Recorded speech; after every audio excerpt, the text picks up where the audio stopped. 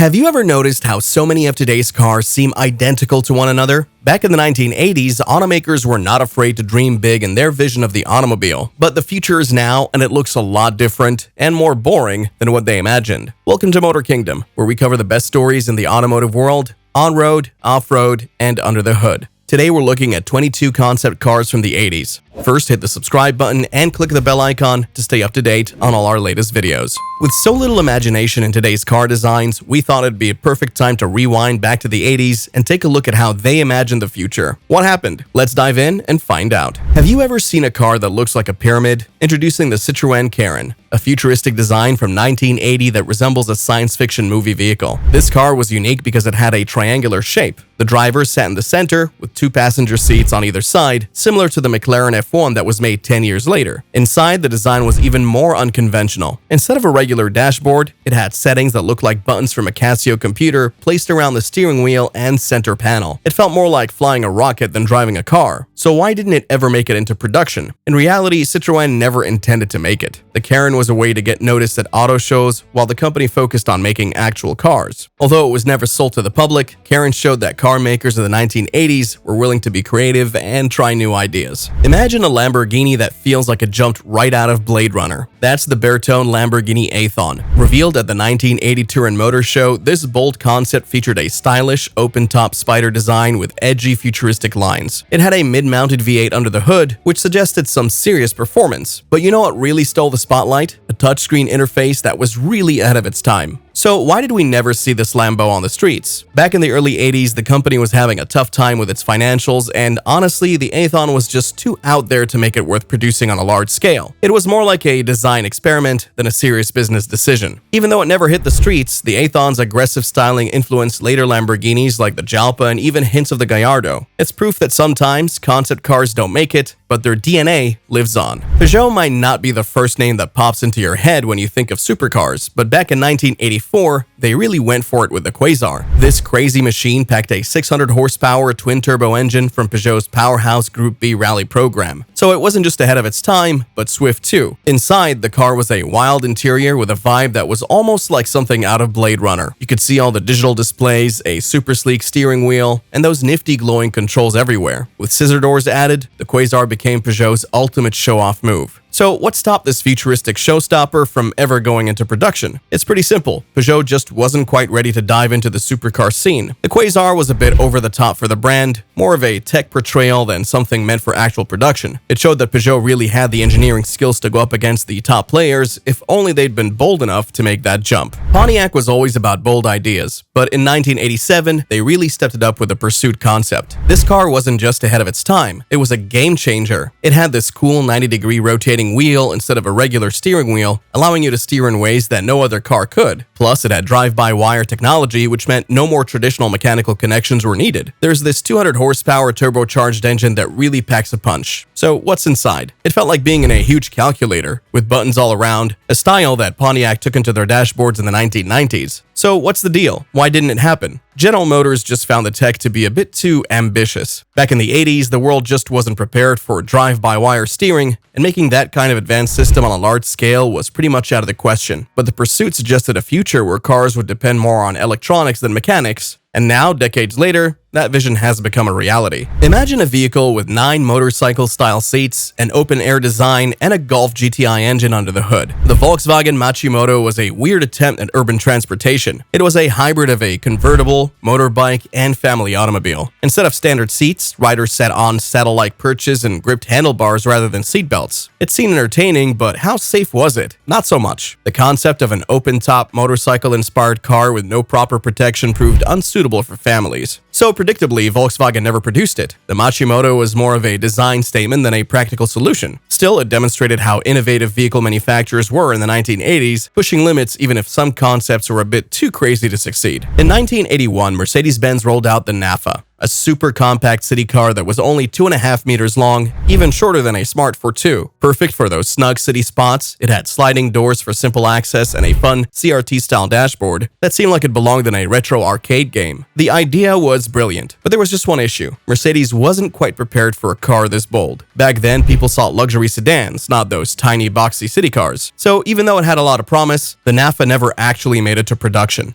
So what about its impact? That's another story. Years later, Mercedes returned to the idea and eventually launched the Smart 42, a direct descendant of the NAFA. Even though this little car didn't quite make it, its essence carried on in the urban mobility revolution. The Oldsmobile Aerotech was more than just a concept car. It was like a land speed missile. It features a sleek teardrop design, cutting-edge aerodynamics, and a turbocharged quad-4 engine that helped it shatter records, reaching an incredible 275 miles per hour during testing. But here's the thing, it was never intended for the streets. The Aerotech was created just to highlight Oldsmobile's engineering skills rather than for production. Can you believe there was a car that could hit 275 miles per hour back in the 1980s when speed limit laws were in place to curb fuel consumption? You can't deny its influence. The sleek and super aerodynamic look of today's hypercars, like the McLaren Speedtail, really takes a lot of inspiration from Aerotech. It was a sneak peek into the fast-paced future, something the everyday driver would probably never see. Back in 1984, Ford joined forces with Italdesign to create the Maya, a stylish sports car featuring a Targa top roof and a Yamaha V6 engine. The design had a European exotic vibe, even though it was intended for the American market. So what happened? Basically, the US just wasn't too into sports cars back then. It seems like the market is really leaning towards sedans and trucks these days, which doesn't leave much space for a unique performance car like the Maya. Ford decided to put the idea on hold, but the legacy didn't fade away. The Yamaha V6 eventually debuted in the Taurus SHO, which became one of the most incredible sleeper sedans of the 90s. Even though the Maya didn't make it into production, it really highlighted Ford's openness to trying out Italian design ideas along with those high-revving engines, a hidden treasure in Ford's past. Imagine a Corvette with a mid-engine layout, an IndyCar-inspired turbo V8, and a Kevlar body. That's exactly what Chevrolet built in 1986 with the Corvette Indy, a concept so advanced that it looked more like a Ferrari than a Vet. The car had cutting-edge features, active suspension, all-wheel drive, and a digital cockpit. But as impressive as it was, GM simply couldn't afford to produce it. The technology was too expensive, and the Corvette's front-engine layout was still selling well. But here's a surprising thing. The Corvette Indy wasn't forgotten. It served as a blueprint for the C8 Corvette, the first production mid-engine Corvette released 30 years later. The Indy concept was ahead of its time, but in the end, key parts of its vision became reality. In 1980, Aston Martin set out to build a 192 miles per hour supercar. The result was the Bulldog, a low-slung, wedge-shaped beast with a twin-turbo V8 under the hood. It looked like something straight out of a sci-fi movie, with pop-up headlights and gull-wing doors completing its futuristic design. What's Aston aiming for? They wanted to show that they could compete with Ferrari and Lamborghini, but then financial troubles came along, and they decided the Bulldog was just too risky to make. Ultimately, just one was ever made. Despite being a one-off, the Bulldog became a cult classic. It was recently restored and finally achieved its original 192 miles per hour goal decades after it was first designed. It's a true symbol of what Aston Martin could have been in the 80s. In 1983, Nissan unveiled the NX21, a car that looked like it belonged in a futuristic sci-fi world. This wasn't just a flashy concept. It had a ceramic gas turbine engine under the hood, or rather beneath its sleek body. Unlike traditional gasoline engines, turbines promised high efficiency and low emissions, making them seem like the future of automotive tech. But there was one big problem. Turbine engines were wildly impractical for mass production. They were expensive, complex, and not precisely fuel efficient in real-world conditions. So Nissan, like other manufacturers who toyed with turbines, eventually abandoned the idea and stuck with conventional powertrains. Still, the NX21 wasn't a total failure. It showed Nissan's willingness to experiment, which later influenced the company's research into alternative fuels and hybrid technology. It was a wild vision, just not the one the world was ready for. Back in 1983, Buick dreamed up a car that was loaded with tech most people wouldn't see in production cars for decades. The Quester had a voice-activated phone, a laser key system, and cameras instead of mirrors, which sounded downright futuristic then. But here's the catch, it was too ambitious for the 1980s. The technology just wasn't advanced enough to make these features practical. Buick was known for traditional luxury, and a high-tech experiment like the Quester didn't fit their brand. So it was shelved. Yet its ideas lived on. Today, smart keys, voice commands, and driver assist cameras are standard features in modern cars. The Quester wasn't a failure, but simply ahead of its time. A Lamborghini-powered luxury sedan sounds insane, right? Well, in 1983, Chrysler, which owned Lamborghini at the time, actually built one. The Portofino was a four-door exotic with a Lamborghini V12 engine, front gull-wing doors, and an interior wrapped in Alcantara. It was bold, beautiful, and unlike anything else on the road. So why didn't it make it? Chrysler and Lamborghini's partnership fell apart, and the Portofino was deemed too extravagant for production. Instead of a high-performance luxury sedan, Chrysler focused on more practical cars, leaving this Lambo-powered masterpiece as a forgotten prototype. However, its influence didn't vanish entirely. Some design elements eventually entered the Dodge Intrepid, proving that even wild ideas can leave a lasting mark. Imagine a Pontiac so sleek and futuristic that GM itself was scared to release it. That was the 1988 Pontiac Banshee, a concept car with smooth aerodynamic curves, pop-up headlights, and a low-slung stance that looked straight out of a sci-fi film. So why didn't make it into production? Because GM thought it would steal sales from the Corvette. Pontiac had a reputation for producing affordable muscle cars, but a high-performance Corvette rivaling Banshee was just too much of a threat.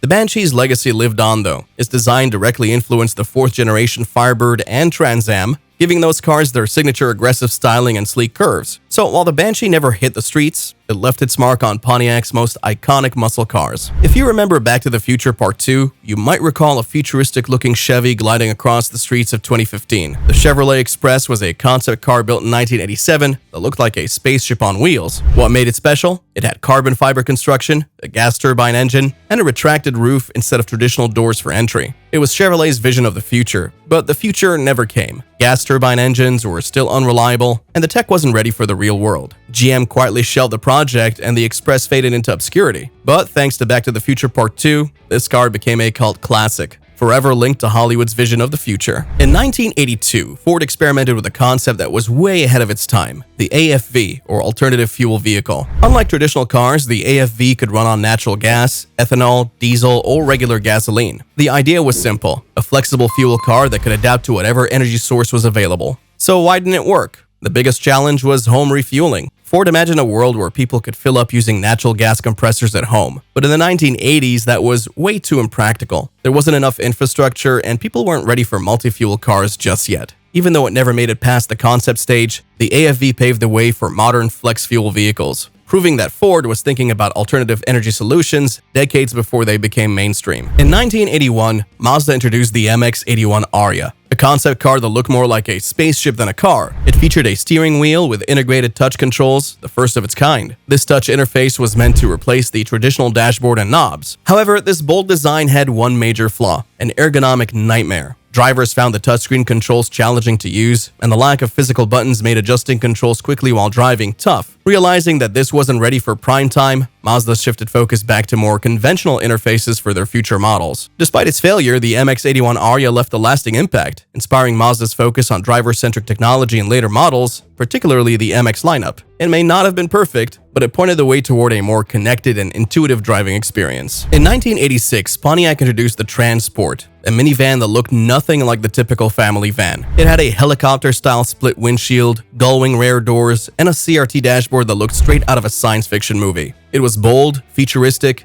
and designed to turn heads. But when it hit production, the radical design was toned down. Due to its boxy, utilitarian look, the minivan became known as the Dustbuster van. Pontiac's attempt at something revolutionary turned into a practical but much more conventional vehicle. Even though the Transport lost its original flair, it still had a legacy. It paved the way for the 1990s MPVs, influencing designs of cars like the Chrysler Voyager and Toyota Previa, which took cues from its spacious, family-oriented concept. Volkswagen's scooter concept, introduced in 1986, was an unusual take on the future of city driving. This three-wheeled urban cruiser was designed with a tadpole layout, 2 wheels in the front and 1 in the back, making it a lightweight, nimble vehicle ideal for navigating tight city streets. Powered by the Polo drivetrain, it boasted a 140 mph top speed, which was impressive for a compact city vehicle. However, Volkswagen saw the scooter as a niche vehicle, and it was never mass-produced. VW focused more on mainstream models, leaving the scooter to be remembered as a precursor to the modern microcar movement, influencing cars like the Citroën Ami. The scooter may not have been a commercial success, but it sparked new ideas about urban mobility, which are still shaping the future of city cars today. In 1983, Volvo introduced the LCP2, a concept car that challenged the auto industry's approach to sustainability. With a curb weight of just 1,500 pounds, it was extremely lightweight, making it 97 miles per gallon efficient, unheard of for its time. Its magnesium and aluminum construction made it both strong and light, showcasing the potential of alternative materials. So why didn't it make it to production? The high cost of materials made it difficult to mass produce, and Volvo ultimately decided to focus more on its core brand strength. safety. They couldn't justify the expense of these cutting-edge materials when the car wasn't profitable. Despite its failure, the LCP2 was an early pioneer of lightweight materials and CVT transmissions, concepts that would eventually influence the development of modern electric vehicles. Looking at today's Volvo EVs, you can see how the LCP2's sustainability ideals influenced their design philosophy. In 1980, Ferrari unveiled the Pinin, a four-door sedan designed in partnership with the famous Italian design house Pininfarina. With a V12 engine and the luxury Ferrari was known for, it looked like a potential game-changer for the brand. However, Ferrari had one big problem. Sedans weren't part of their brand DNA. To maintain their sports car identity, they rejected the idea of a Ferrari sedan. The Pinin was a departure from everything Ferrari stood for, and as a result, it was shelved. The Pinin may have been forgotten by Ferrari, but its influence didn't disappear. Its legacy can be seen in later luxury sedans like the Maserati Quattroporte, which borrowed some of its design cues. Despite never seeing production, the Pinin showed that Ferrari could evolve beyond its sports car roots, even if it weren't ready yet. In 1989, Plymouth took the minivan concept to an extreme with the Voyager 3. This modular family vehicle was equipped with a detachable 11-seat pod, a propane engine, and an 8-wheeled configuration. In other words, it was a family transporter on steroids. It was designed to be the ultimate family vehicle, capable of carrying an entire soccer team and more. But the Voyager 3 ended up offering too much. Its complexity made it impractical, and most families preferred simpler, conventional minivans. The idea of bigger is better quickly became outdated, and Plymouth's ambitious creation failed to catch on. Even though the Voyager 3 never made it to production, it really showed how over-the-top the 1980s fascination with larger vehicles was. What about its legacy? Sometimes, keeping it simple can be the most practical approach. The Voyager 3 was quite the spectacle, an idea that seemed great in theory, but just didn't pan out in reality. We can't help but admire the aspirations these 1980s concept cars expressed. These cars were futuristic, from turbine-powered engines to modular family transporters. They pioneered technologies and concepts that never went into mass production, but they inspired car fans and designers. Many of the ideas these designs pioneered ended up making it into our modern cars in one form or another. Sadly, a lot of the more futuristic design cues were abandoned in favor of cold conformity and more fuel-efficient, yet blandly aerodynamic styles of today. The 1980s may not have been the perfect moment for them. Here's to hoping some of that creative spirit can find its way back into modern auto design. If you enjoyed this journey through the retro-futuristic world of 1980s concept cars, subscribe and join us for more stories that explore the wonders of what could have been. Let us know in the comments section which car you would have liked to make your daily driver. See you in the next video.